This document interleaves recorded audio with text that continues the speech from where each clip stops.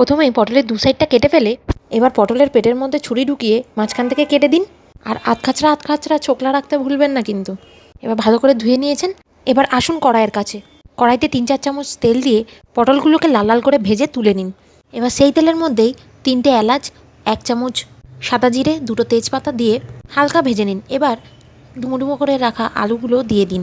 আলুগুলো ভাজা হোক। এবার এদিকে একটা পেস্ট তৈরি করে নিন।